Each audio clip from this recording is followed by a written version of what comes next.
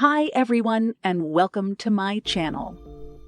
Today we're going to be talking about black pepper.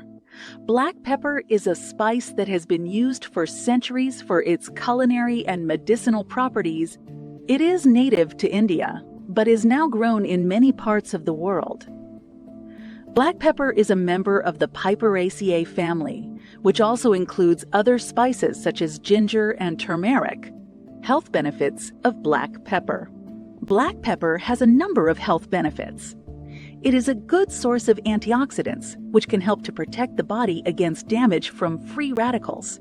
Free radicals are unstable molecules that can damage cells and contribute to the development of diseases such as cancer and heart disease. Black pepper is also a good source of dietary fiber, which can help to regulate digestion and promote gut health.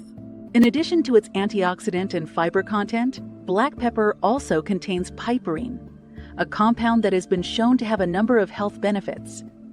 Piperine has been shown to have a number of health benefits. Piperine has been shown to increase the absorption of nutrients from food, boost metabolism, and reduce inflammation.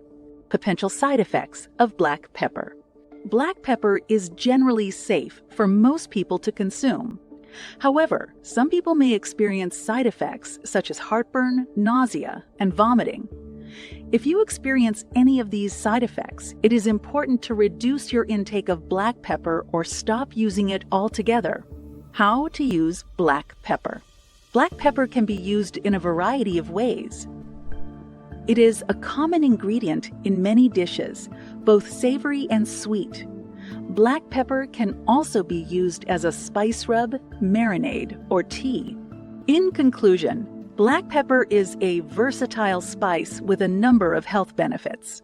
It is a good source of antioxidants, dietary fiber, and piperine.